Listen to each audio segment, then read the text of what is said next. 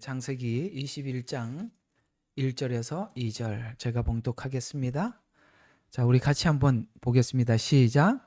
주께서 자신이 말씀하셨던 대로 사라를 찾아오셨으며 또 주께서 자신이 말씀하셨던 대로 사라에게 행하였으므로 사라가 임신하여 늙은 나이에 아브라함에게 아들을 낳으니 이는 하나님께서 그에게 말씀하신 정하신 때라. 아멘.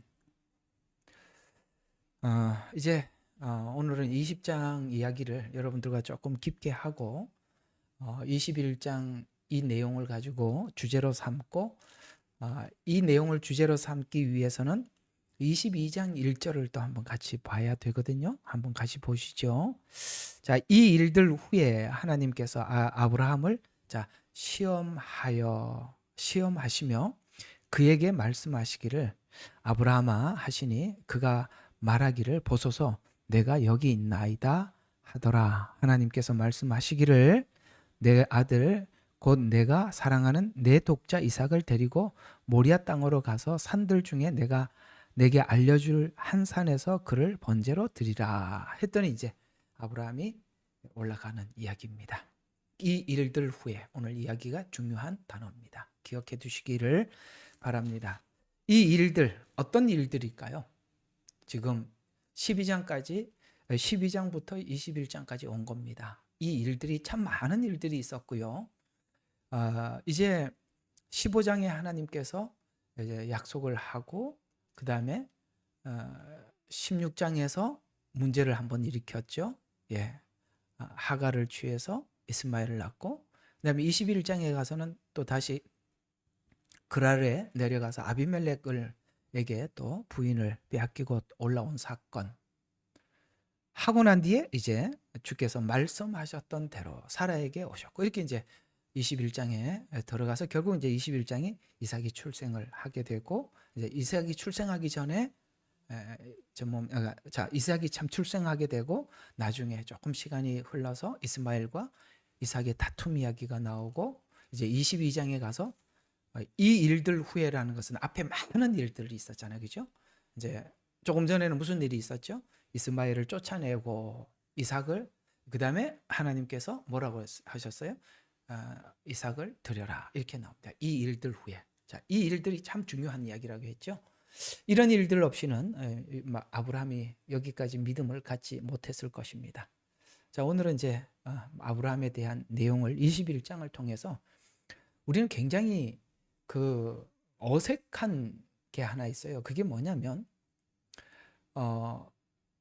22장 사건 앞에 기가 막히는 이야기들이 있더라는 것이죠. 16장이 있었고 20장이 있었어요. 그리고 22장이 연결이 되나? 그게 우리 생각으로는 연결이 안 되는 겁니다. 그러니까 우리 생각으로는 연결이 될 수가 없어요. 근데 이상하게 22장에 보면 하나님께서 아브라함을 시험하는데 누구보다 하나님 앞에 완전한 믿음으로 하나님 앞에 서거든요. 이제 그걸 우리가 한번 왜 그걸 22장에 모리아 산에서 이삭을 드린 사건 앞에 왜 이렇게 아브라함의 완전한 실패를 기록했을까? 오늘도 조금 대학생들 설교거든요. 여러분들은 대학생이라고 생각하시고 조금 수준을 바짝 정신을 차려서 들어야 보통 이런 내용들은 또 은혜가 깊이가 있어서 여러분들이 잘 들으면 야 이게 믿음이라는 것이 이런 거구나 하는 것을 알게 될 겁니다. 한번 보시죠. 하나하나 교재를 한번 보십시다. 여러분 이제 아브라함을 불렀을 때 사건이 12장입니다.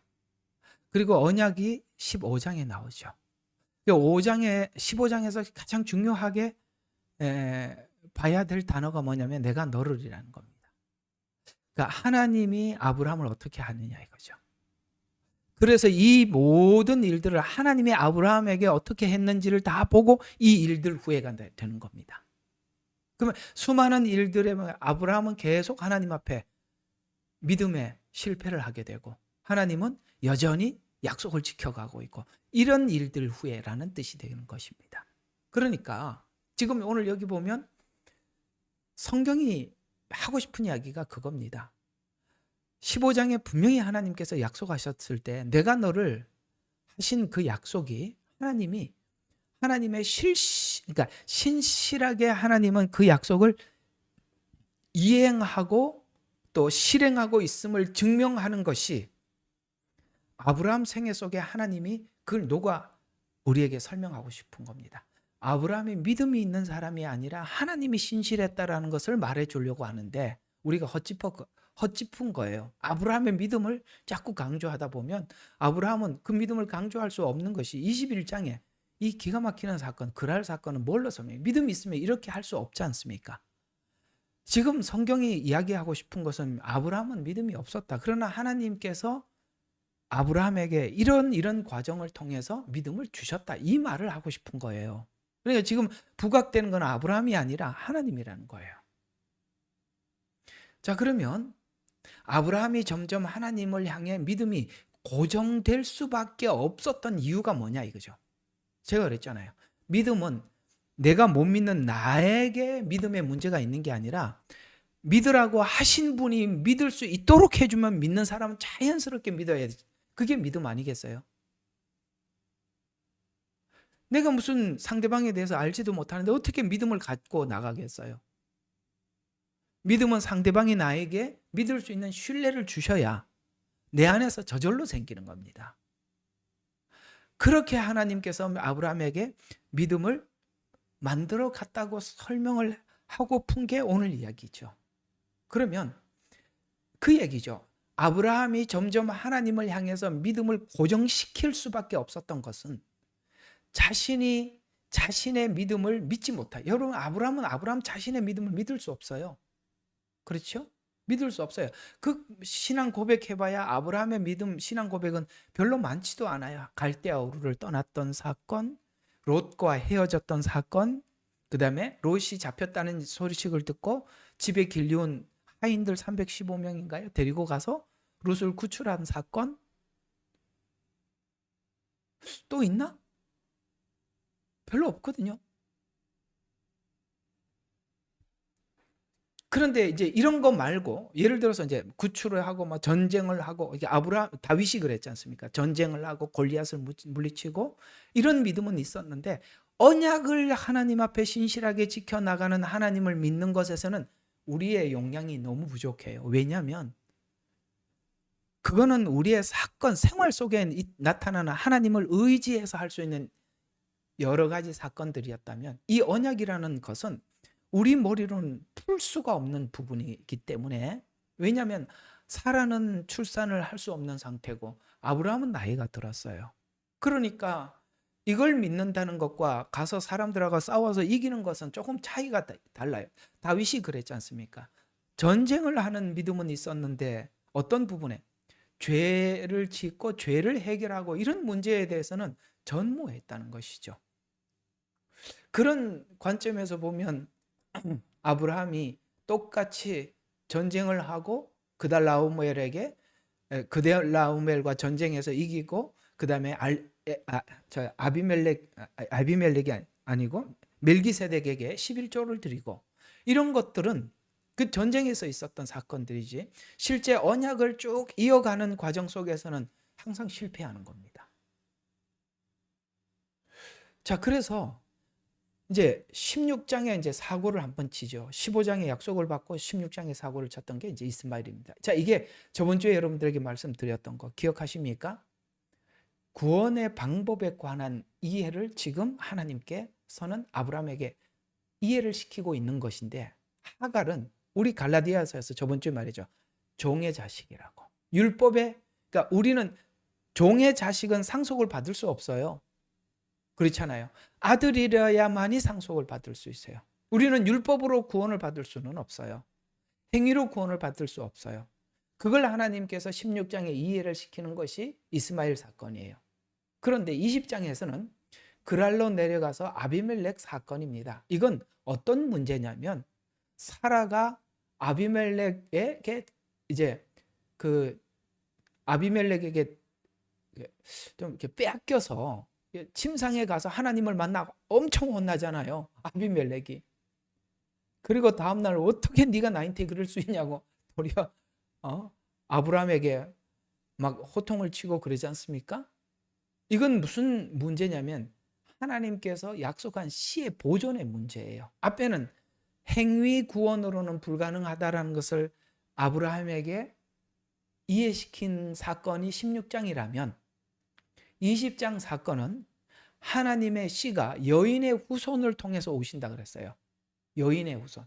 그러면 여인의 후손이 하갈은 될 수 없어요. 왜냐하면 종의 자식이 아니에요. 여러분, 우리는 율법으로 구원을 받는 종의 자식이 아니라 아들 곧 예수 그리스도를 통해서 구원을 받는 하나님의 뭡니까? 자녀란 말이에요.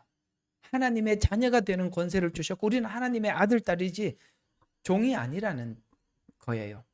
이게 지금 20장에 있는 사라 이야기입니다. 그러면 오늘 이 두 사건을 모아 16장과 20장 사건을 모아서 창세기 오늘 21장 1절과 2절에 있는 이 내용이 어떤 이야기냐면 여기서 보면 이렇게 되는 겁니다. 이런 말이 나와요. 이삭의 출생을 21장에서 기록하고 싶어 하는 건데요. 주께서 자신이 말씀하셨다. 아주 중요해요. 이런 단어가 중요한 거예요.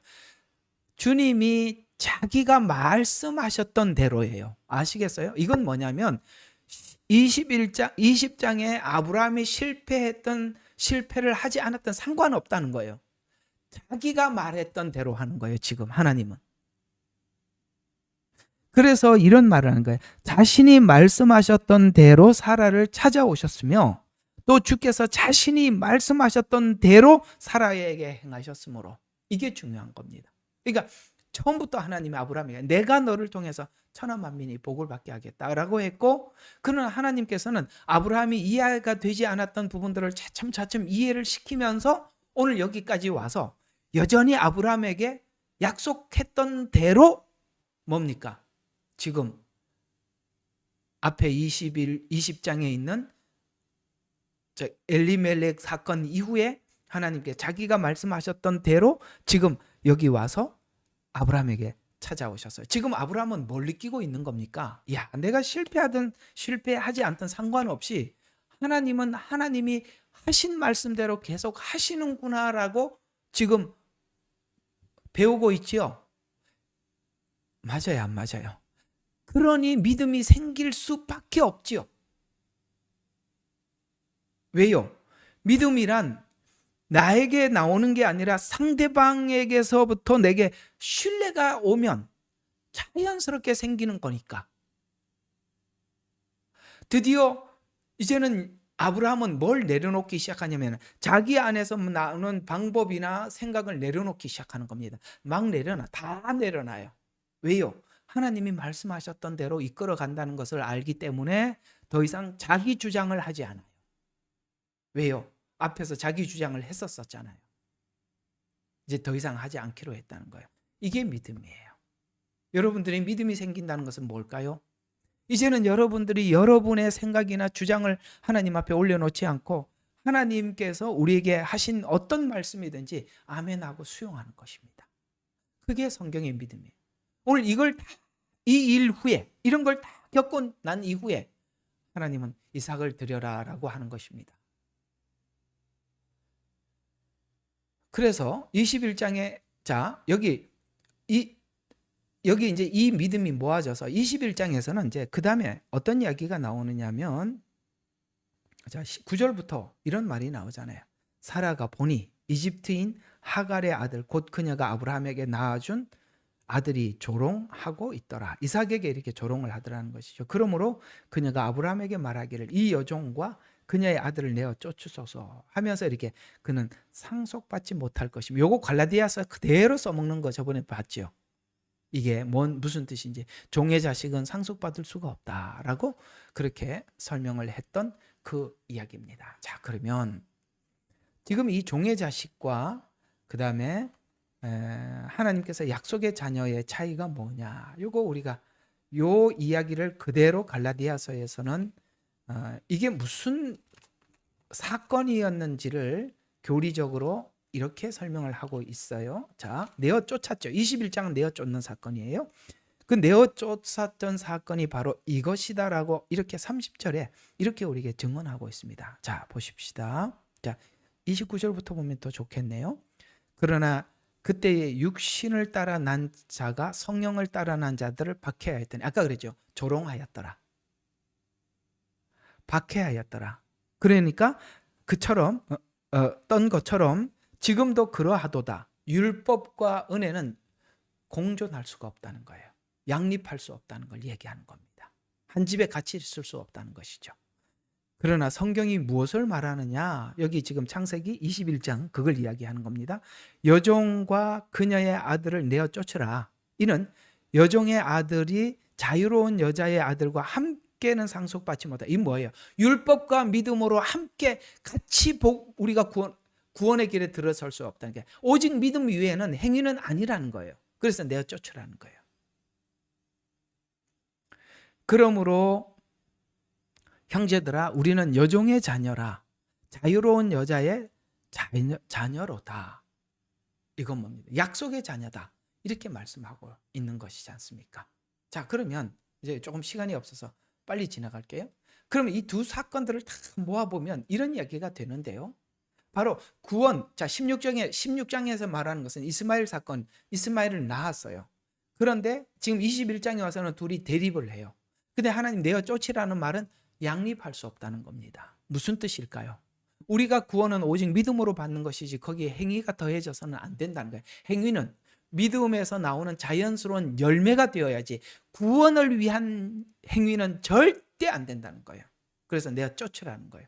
그런데 놀랍게도 아브라함은 그걸 내어 쫓는 걸 보고 하나님이 믿음이 있다라고 이야기하는 거예요. 여러분들이, 우리가 이런 지금 이제 여러분들의 이야기를, 그러니까 여러분들이 가지고 있는 궁금한 이야기로 묶어서 설명을 하면 바로 이런 이야기가 되는데요. 우리가 오직 믿음으로 구원을 받는다는 건 머리로는 알겠는데 자꾸 행위 구원에 대해서 유혹이 오죠.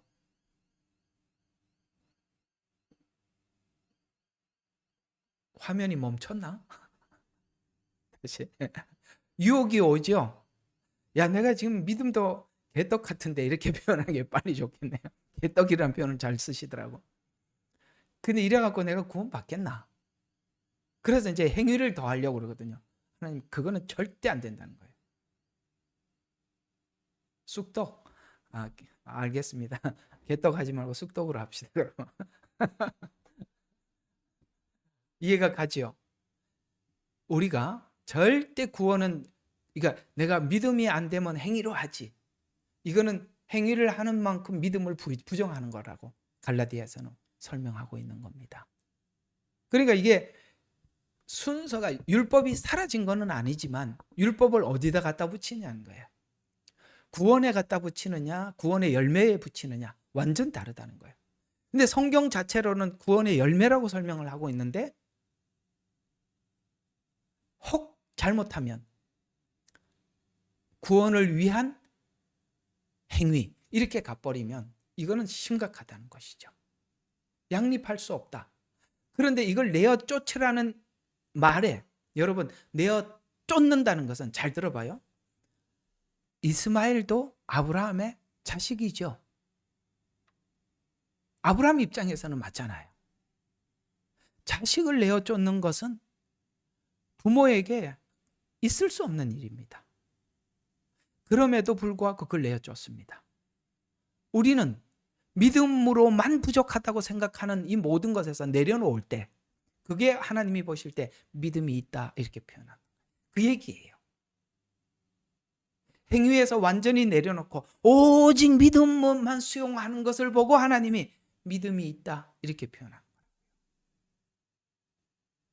신기하죠? 신기합니다. 놀랍죠? 놀라워야 합니다.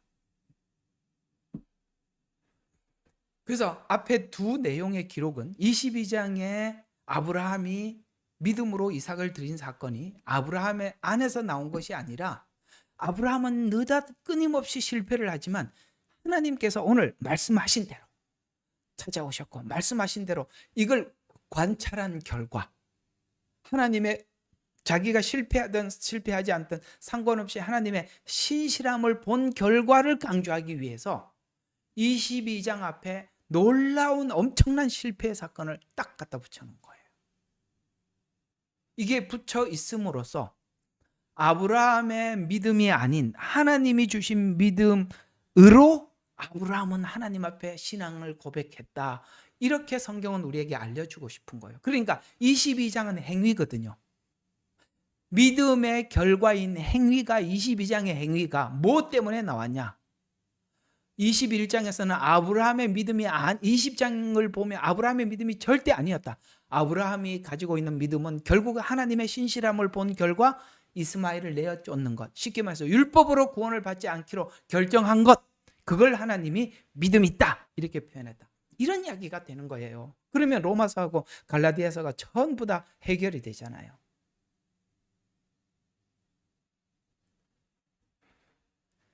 이럴 때는 하나님 앞에 저인태 말고 하나님 앞에 손가락으로 아멘 하는 거예요.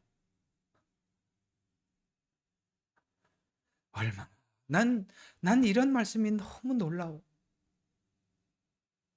우리가 뭔데 이렇게 우리를 불러서 하나하나 믿음을 채워서 결국은 하나님이 우리에게 믿음을 주셨으면서도 하나님은 또 아브라함이 믿음으로 아브라함은 이삭을 드리고 뭔 놈의 믿음으로 드려서 20장 보니까 이런 실패작이 어디 있어요.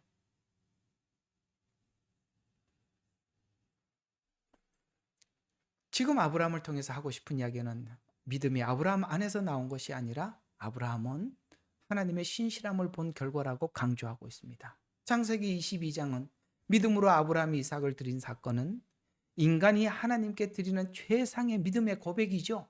행위잖아요. 이게 22장은 지금 야고보서가 아브라함이 하나님 앞에 의롭다함을 받을 때 그가 믿음으로냐 행위로냐 이렇게 물었잖아요. 그러니까 믿음은 이런 행위를 동반할 수밖에 없지 않냐. 이런 행위가 동반되지 않고 믿음이 있다고 하는 그 믿음은 하나님이 준 믿음이 아니다. 이렇게 말하고 싶은 게 뭐예요? 야고보서예요. 그러니까 야고보서는 굉장한 이해를 해야만이 하고 이렇게 풀어지는 거예요. 근데 이런 이해 없이 야고보를 풀면은 이상하게 뭐가 돼요? 로마서하고 정확하게 정면 충돌을 하는 복음과 같아 눈에 보여서 그러니까 이제 루터가 신앙의 깊이가 없고 성경의 깊이가 없다는 증거가 이 야고보서를 지푸라기 복음, 쓰레기 복음 이렇게 말을 했단 말이에요.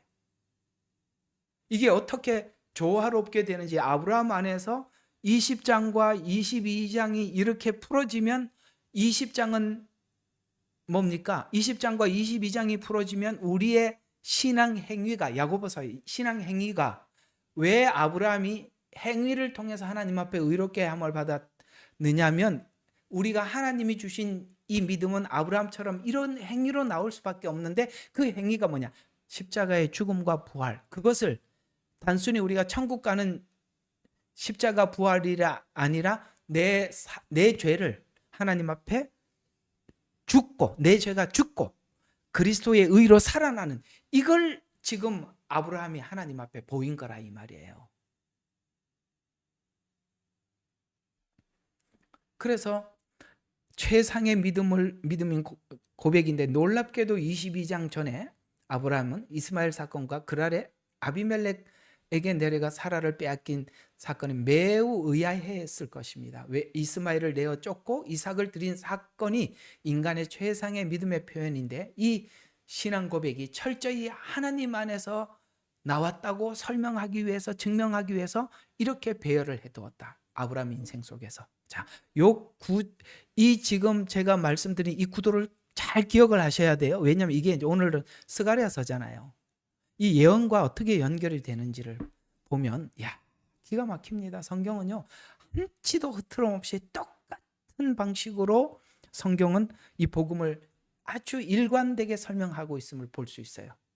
자, 그러면 만일 아브라함이 믿음의 사람이었더라면 15장에서 약속을 받은 후 본인이 믿음의 사람을 유지해 가야만 했었습니다. 그런데 중간에 완전한 실패를 기록해 놓음으로써 아브라함의 믿음은 하나님의 신실함을 본 결과다라고 우리에게 알려주고, 저 또 반복해서 설명하는 거예요. 신앙은 인간이 만들어가는 경건의 누적의 결과가 아니다. 아멘이시죠? 우리가 뭔가 경건하게 살아서 믿음이 생기고 경건하게 살아서, 아니요. 그렇게 할 것 같으면 아브라함은 아니죠. 경건하게 살긴 뭘 경건하게 살아. 나는 이 아브라함 연구해보면 아무리 봐도 그냥 아브라함 나보다 못한 데가 너무 많아. 난 이 정도는 좀 여기서는 아마 나 같으면 여기서는 이러지는 않았을 것 같은데, 이런 생각이 드는 게 있더라는 거야. 그래서 이렇게 경건의 누적의 결과가 아니라 하나님께서 그 길을 인도하신 결과물이다라고 말해주고 있는 것입니다. 그래서 우리는 이 창세기 20장 사건은, 자, 이제는 아까 말씀드렸어요.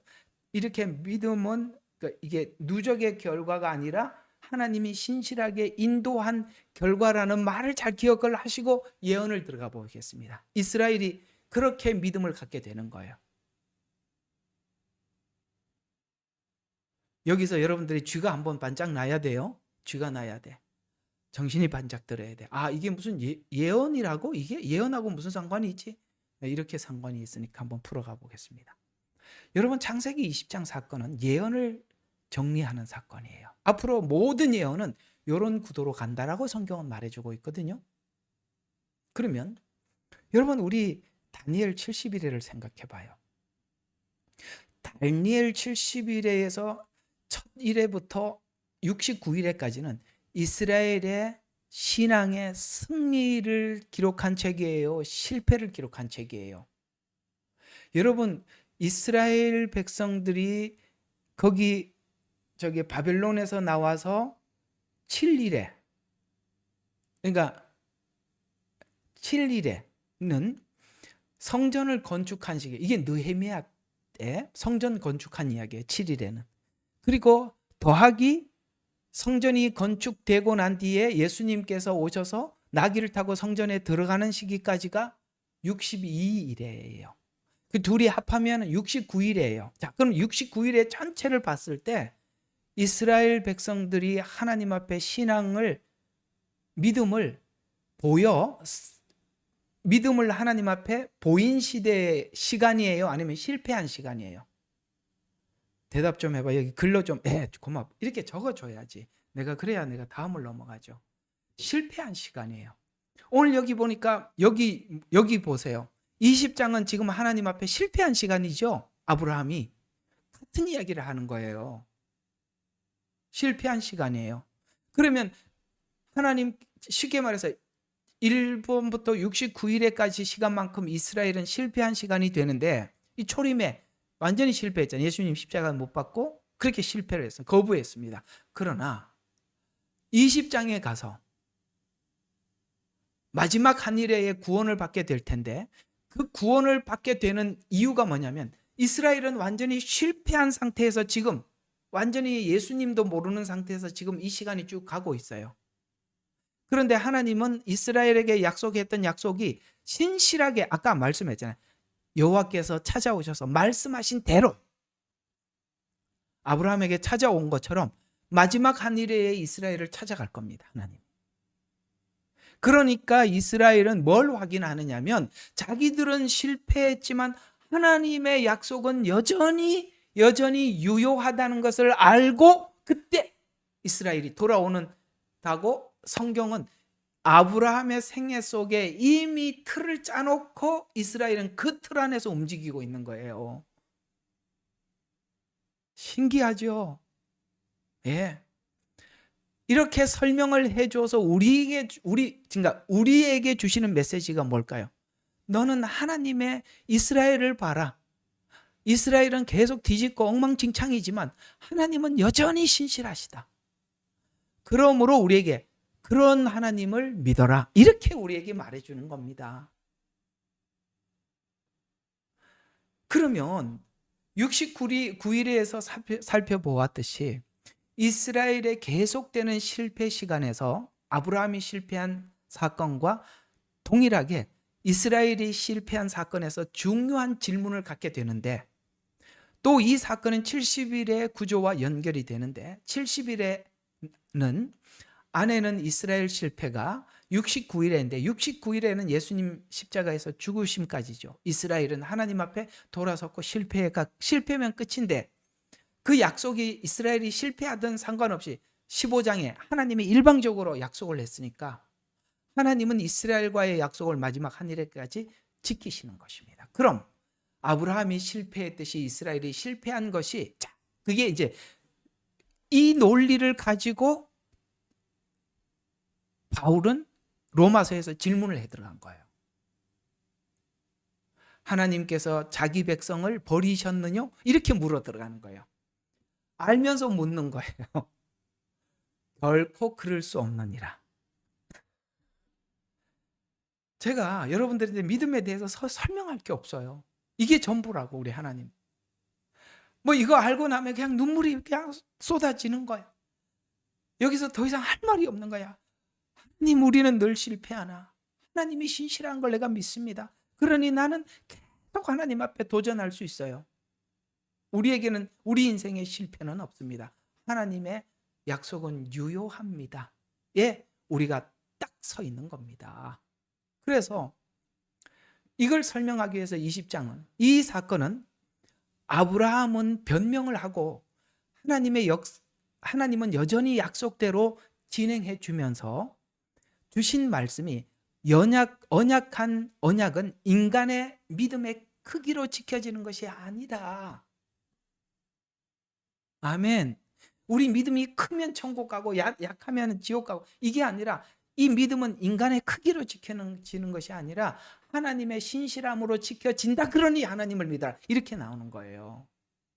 안 믿어도 되겠네. 하나님의 신실함으로 다 되겠네 하면 안 해도 되겠네. 그 말이 아니라, 그러면 이렇게 살 수밖에 없지 않냐, 이 말이에요. 예? 야고보서처럼 살 수밖에 없지 않냐. 네가 그렇게 살지 않은 건 안 믿어서 그런 거 아니냐. 이런 말이 되는 거잖아요. 그래서 이런 것을 알려줘서 우리 믿음이 내 믿음의 크기에 있지 않고 하나님의 성품 중에 그 신실함을 믿는 믿음이라고 하나님은 아브라함을 통해서 믿음을 우리에게 가르쳐주고 있는 것입니다. 이 사건이 예언하는 구원의 경륜은, 사라에게 약속한 약속은 아브라함의 실패나 이스라엘 실패나 또 여기 지금 아비멜렉이라는 한 왕, 이방 왕의 어떤 세상의 왕의 권세자들에게 있지 않고 오직 약속하신 하나님의 신실한 인도 안에 구원의 씨가 보장되고 주권 역사 속에 개입했다는 것을 믿게 해주는데, 그러면 이 일을 위해서 하나님은 철저하게 그 약속을 이루어가는 과정 속에 어떤 것은 허용하고 어떤 것은 정확하게 차단시키더라는 거예요. 그러면 허용한 게 뭐고 차단하는 게 뭐냐 이거죠. 여기 보면 여러분, 이스마엘을 낳았던 사건은 하나님이 허용을 해버립니다. 왜요? 우리 인간이 구원을 받기 위해서는 우리가 하나님에 대해서 우리가 확고하게 하나님의 일하심에 대해서 믿지 못하니까 우리가 자연스럽게 나타나는 반응이 뭐냐면, 아브라함이 이스마엘을 낳았던 사건처럼 당연히 행위 구원에 처음에 집착할 수밖에 없어요. 공감하시죠? 공감해야 돼요. 이 하나님이 그래서 허용한 거라 이 말이에요. 그래서 이걸 허용을 합니다. 그래서 율법을 줘서 이스라엘 백성들을 통해서 구약 내내 실패를 경험하게 하고 항복을 선언하도록 그 시간을 허락하신 거예요. 그래서 구약이 앞에 있는 거예요. 그래서 그거는 허용을 해서, 율법은 인간이 체험해서 인정해야 했기 때문에, 아시겠어요? 인정을 해야 이스마엘을 내어 쫓으라고 할 때 내어 쫓을 거 아니에요. 그렇기 때문에 체험이 필요했기 때문에 허용했지만, 철저하게 하나님께서 이 씨가, 예수님이 오시는 그 경로가 인간이 절대 개입해서는 안 되기 때문에 완전히 아비멜렉 사건은 철저하게 하나님이 차단시켜버린 겁니다. 그래서 때로는 어떤 부분은 하나님이 허용하는 부분도 있는가 하면 절대 허용할 수 없는 부분도 있더라는 것이죠. 이 두 가지를 하나님께서 철저하게 완벽하게 실행하셔서 아브라함은 그걸 지금 실제 겪고 있고 보고 있습니다.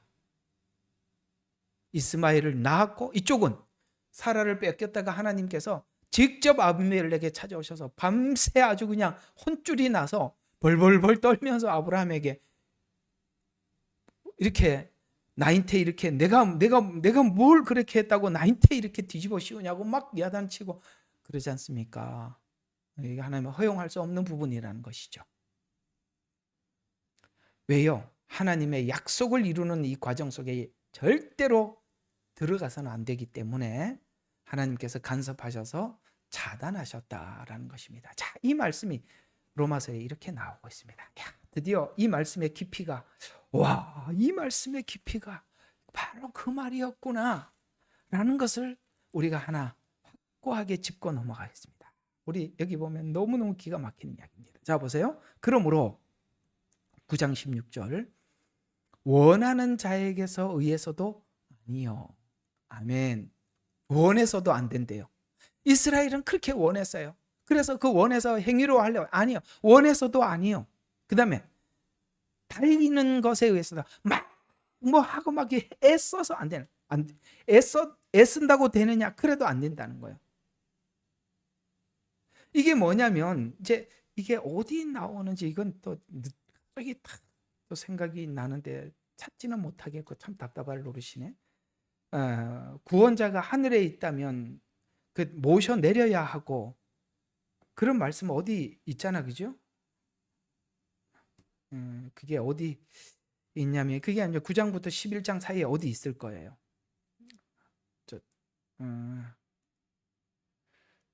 너희의 구원자가 하늘에 있다면 모셔 내려야 하고 이런 말이 있어요. 그 구원자가 우리를 구원하실 메시아가 눈에 보여. 근데 하늘에 있다면 우리가 그 구원을 얻기 위해서 네가 올라가서 모셔 내려야 될 거 아니냐. 여러분, 쉽게 말해서 내가 내 스스로 구원할 수가 없어. 그래서 누군가가 구원자가 눈에 보여. 그러면 하늘에 있으면 우리가 가서 모셔와서라도 우리가 구원을 받아야 되잖아. 그죠? 근데 예수님은 모셔 내린 게 아니라 오셨잖아요. 이게 무슨 말이냐면 네 힘으로 되는 게 아니라는 거예요. 봤다고 안다고 되는 것도 아니라는 거예요. 그래서 달리는 자에 의해서도 아니고 원해서도 안 되고 알아요. 그래서 원해서도 안 되는 거예요. 지금 구원을 원해서 저 산에 가서 돌을 닦는 사람 얼마나 많아요. 그 원한다고 되는 게 아니라 이 말이에요. 10장 6절이에요. 아이고 부지런히 찾으셔서 감사합니다. 여기 10장 6절. 예, 고맙습니다. 이걸 찾았습니다. 맞네요. 자, 10장 6절에 보니까 자, 믿음에서 난 의는 우리가 지금 믿음에서 난 의잖아요. 이같이 말하기에 내 마음에 누가 하늘에 올라갈 것인가 하지 마라. 그것은 그리스도를 위로부터 모셔내리는 거. 우리가 데리고 올 수 있는 게 아니라는 거야. 메시아를. 또 하나는 누가 깊은 곳으로 땅에 있다고 보자. 그러면 누가 깊은 곳으로 내려갈 것인가 하지 마라. 하였으니 그것은 그리스도를 죽은 자들로부터 모셔. 이거는 자연스럽게 하나님의 언약 안에서 되는 것이지 우리가 거기에 개입해서 되는 게 아니라 이 말이에요. 이스마엘을 낳고 뭐를 하고 이렇게 해서 되는 게 아니라 이건 전부 다 아까 하나님의 시간에 하나님이 찾아오셔서 아브라함도 그걸 다 이해를 하고 설득을 시켜서 그때쯤 하나님이 착착착 진행하더라는 거예요. 그러니까 그 시간이 우리의 시간과 하나님의 시간이 이렇게 완벽하게 다른 거예요. 그래서 이스라엘은 이와 같이 불순종과 믿음 없음으로 실패를 거듭하지만 하나님께서는 그때그때마다 신실하게 개입하셔서 아브라함은 하나님의 신실하심으로 뭐가 생겼어요? 나는 실패하지만 하나님의 신실함 때문에 믿음을 준비해서 그래서 지금 우리가 앞으로 이스라엘이 구원받을 게 뭐냐면 이스라엘은 지금 무너져 있어요. 그렇죠? 철저하게 무너져 있어요. 그래도 예수님 무너져 있는 상태에서도 예수님은 초림하셨어요. 그리고 그 초림의 사역을 완성해 가셨어요. 동일하게 재림도 지금 그 민족 가운데 예수님이 오신다고 그랬는데 그 민족을 기가 막히잖아요. 그죠? 그럼에도 불구하고 초림 때 오셔서 구원을 완성하신 것처럼 이스라엘이 무너지든 말든 상관없이 여전히 하나님은 약속하신 대로 이루어 가신다는 거예요. 그래서 약속하신 대로 재림하신다는 말입니다. 그래서 이 이야기는 이렇게 정리가 되는 건데요. 인간의 믿음은 무너져도 하나님은 신실함 가운데 성취된다. 이것이 우리가 하나님을 신뢰하고 믿는 믿음의 원동력이 되는 겁니다. 그래서 우리는 우리 믿음에 의해서 좌우되지 않아. 하나님을 믿는 믿음 안에서 내가 굳게 서 있는 거예요. 그러니까 믿음의 주체가 내가 되면 아주 불안해서 우리는 율법으로 가고 행위구원으로 갈 수밖에. 주체가 내가 되면. 그러나 믿음의 주체가 하나님이 되면 우리는 완전한 믿음을 갖는 거예요. 이걸 지금 아브라함에게 가르쳐 주신 거예요. 그래서 아브라함의 믿음의 원동력이 그것이어서 이삭을 드릴 수 있었어요. 그래서 이 사건이 이삭 출생 직전에 나타난 사건인데, 이삭 출생은 지금 하나님께서 아브라함에게 하는 말이, 하나님만이 너 말고 봐라, 너 지금 이렇게 엉터리 잤냐, 하나님만이 언약을 지켜나간다라고 해서 는 것을 이 믿음의, 그걸 믿는 믿음 때문에 모리아 산에서 자기 믿음을 행위로 표현한 것입니다. 그래서 여러분의 신앙 행위는 하나님의 이런 부분을 믿을 때 여러분의 신앙 행위가 온전해지는 거예요.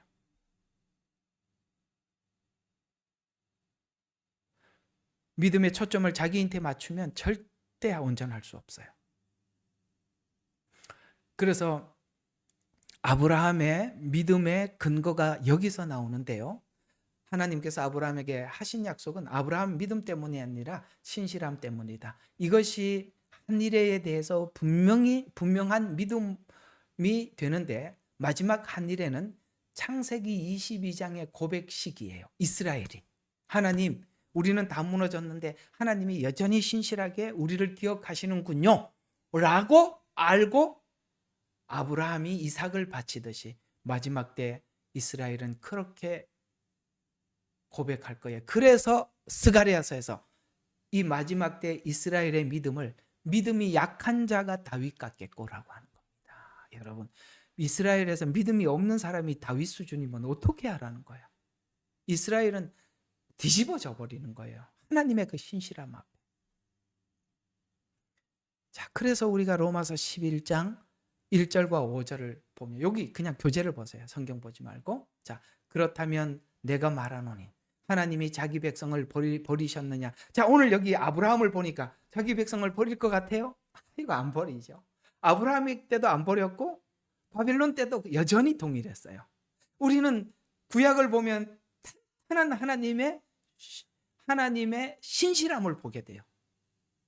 이스라엘은 무너지니까 계속 혼만 나. 그러나 하나님은 여전하셔. 그렇다면 내가 말하노니 하나님이 자기 백성을 버리셨느냐? 결코 그럴 수 없느니라. 왜? 구약에서 확인했다. 이렇게 되는 겁니다. 그래서 미리 아신 자기 백성을 버리지 아니하셨느니라. 그래서 엘리야가 그렇게 말이죠. 나만 남았나이다 할 때 내가 나를 위하여. 아멘. 이게 중요한 거예요. 누구를 위해서?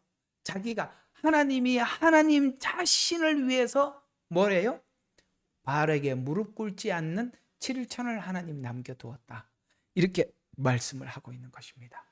이스라엘이 지금 이렇게 된 것은 하나님의 경륜 안에 있는 일들이에요. 그러니까 지금 이스라엘에게 무너져서 좀 이스라엘이 회복이 될까? 뭐 가능성이 있을까가 아니라 하나님의 경륜 안에서 됐다라고 말해요. 그게 로마서 11장 7절과 12절에 보면 이스라엘이 구하는 것을 얻지 못하고, 지금 이스라엘은 구원을 원했는데 그게 구원자인 예수님인데 그걸 얻지 못했대요.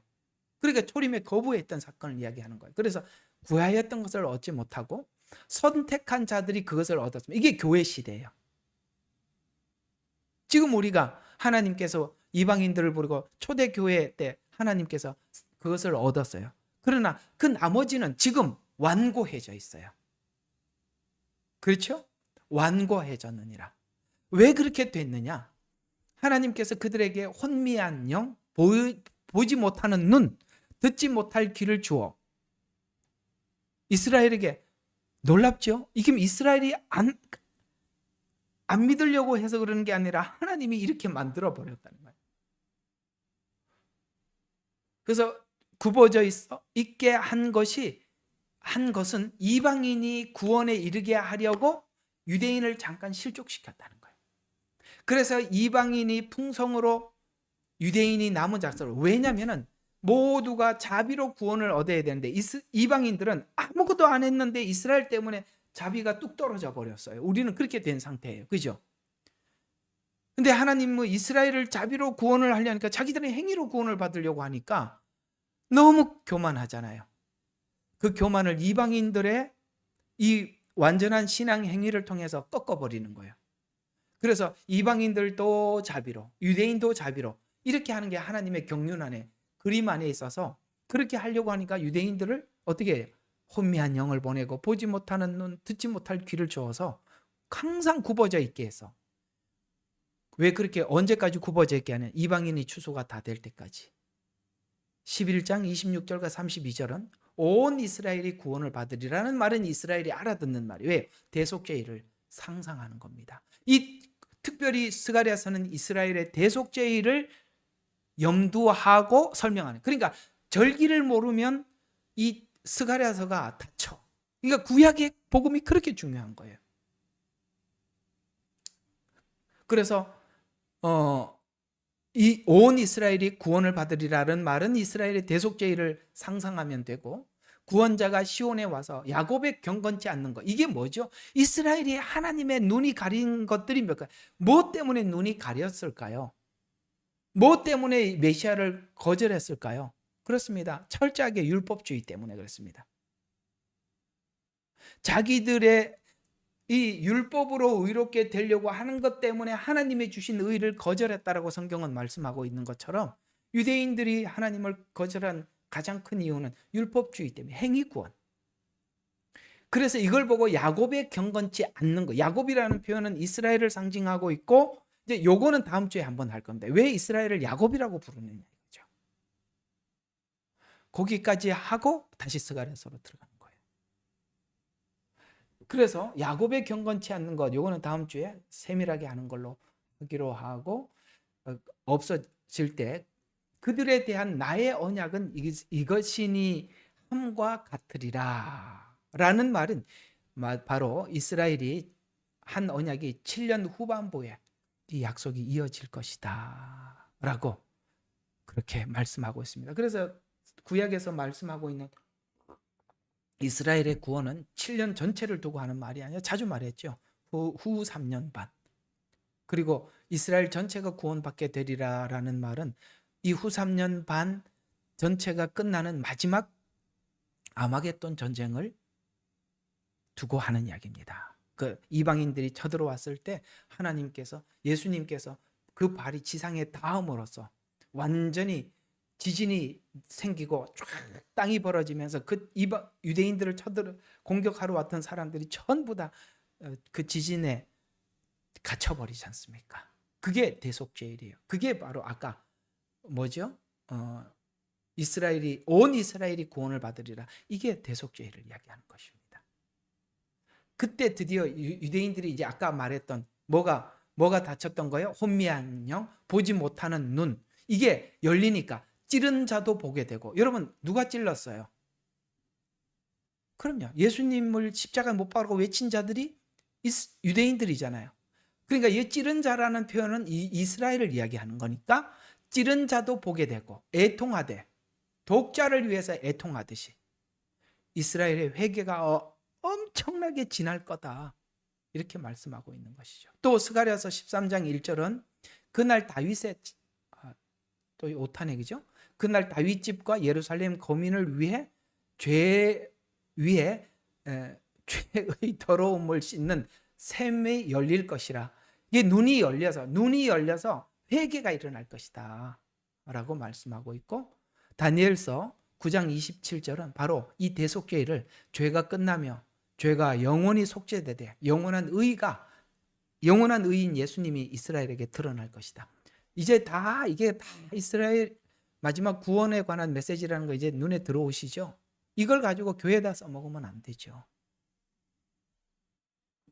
자, 그러면 이제 마지막 정리를 하겠습니다. 오늘 여기 창세기 22장에 보면 아브라함이 이삭을 드린 사건이 22장에 나오죠. 그러면 22장의 이 믿음은 12장부터 21장 이 일 후에라고 했으니까 이 수많은 일들을 다 보고 아브라함에게 믿음이 생겼어요. 그리고 아브라함이 이제 그 믿음이 생겼으니까 그때 자 이삭을 드려. 그렇게 하나님께 이삭을 이렇게 할 줄 알고 하나님이 만들어 놓고 드리라고 했던 거예요. 한번 요게 있나 없나 보자 이게 아니라 다 충분히 집어넣어 놓고 시험한 거예요. 대단하죠? 참 우리 하나님 진짜 참 알면 알수록 참 대단하신 분입니다. 그래서 창세기 22장의 믿음이 어떤 믿음인지 전체를 정리해 보면 이 믿음이 바로 하나님이 주신 믿음이라는 거예요. 아브라함. 하나님이 주신 믿음은 이렇게 22장처럼 행위로 나올 수밖에 없다. 이게 저번에 말씀드린 예벽 비유예요. 하나님이 준 그 옷을 달라는 거예요. 그 믿음을 내놓으라는 거죠. 아브라함의 22장 신앙 고백은 어느 날 갑자기 아브라함으로부터 나온 것이 아니라 자기는 계속 실패하지만 하나님의 그 신실함을 계속 반복적으로 경험을 하면서 나타난 결과예요. 자, 보세요. 여러분 가만히 생각해요. 여러분의 인생을 가만히 아브라함의 여정과 여러분의 여정을 한번 두 레일을 딱 올려놓고 한번 아브라함의 여정 이게 팩트니까 이 팩트 위에 여러분의 믿음을 한번 레일을 깔아봐.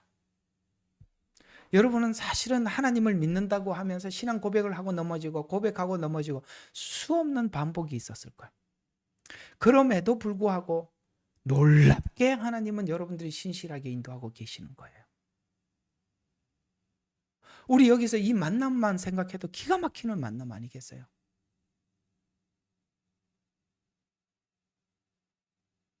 저도 여러분들에게 이런 설명을 해줄 수 있는 거 저도 너무 신기해요. 제가 무슨 특별하겠어요? 근데 우리 하나님께서 이렇게 제게도 이렇게 삶을 살게 하고 또 성경을 이렇게 보게 하고 이걸 여러분들에게 꺼내놨을 때 사실 이 이야기를 들을 수 있는 사람이 몇 명 되겠어요? 저는 제 설교에 대해서 알아요. 그래서 지금까지 교인들 몇 명 데리고 왔습니다. 이거 들으려고 그러면 이거 누구나 들을 수 있는 이야기는 아니에요. 근데 하나님께서 계속 그런 말씀을 제게 열어주셔서 준비를 시켜놨잖아요. 그래서 나는 하나님 앞에 늘 그런 생각이 들었던 거예요. 왜 하나님이 알아듣지도 못하는 얘기를 몇 명도 겨우 알아듣는데 왜 이렇게 하십니까? 훈련은 빡세고 진짜 훈련은 빡세고 말씀은 깊고 듣는 사람은 없고 근데 이 길을 함께 걸어왔던 사람들 이게 들리잖아요. 이게 하나님의 오묘한 하나님의 정말 경이로운 방법인 거예요. 그렇게 우리가 살아온 모든 과정들을 보면 그 많은 실패의 시간들이 지금은 믿음으로 변질되고 있잖아요. 맞죠? 여러분 지난날 실패의 시간이 지금 믿음으로 다 바뀌고 있는 중이잖아요. 용기가 생기잖아요. 내 인생이 이해가 되잖아요. 내 인생이 이해가 되니까 하나님이 내 인생을 이끌고 왔다고 내가 믿어지잖아요. 그래서 여러분들이 하나님을 더 신뢰하게 되는 거예요. 이게 하나님의 놀라운 인도 방법이라는 거예요. 생각해봐요. 22장의 이 신앙 고백이 그 앞에 이렇게 실패도 이런 실패가 어디 있어? 옛날에 애굽에 처음에 왔던 거 또 하고 있잖아. 또 하고 아브라함이 그래 안 그래? 오자마자 바로인데 가서 자기 와이프 뺏기고 또 그거 몇 개 선물 얻어가고 그거 비참하면 또 하잖아 또. 에? 그리고 22장이 나온다는 게 이게 연결이 안 되잖아요. 어떻게 연결이 됐어요? 아브라함은 늘 실패를 했는데 하나님이 신실해. 그래서 우리가 하나님을 믿는 거예요. 만약에 내가 신실해서 내가 믿음을 가졌더라면 하나님을 버릴걸요. 내가 부족하고 엉터리기 때문에 하나님이 완벽해서 내 부족함이 하나님 앞에 완전하게 붙어서 우리가 하나님의 믿음을 갖게 됐잖아요. 그걸 말하고 싶은 게 아브라함 이야기라. 그 하나님을 우리가 아버지라고 부르고 그 하나님을 모시고 사니 우리는 이 세상에서 가장 행복한 사람입니다. 기도하고 마치겠습니다.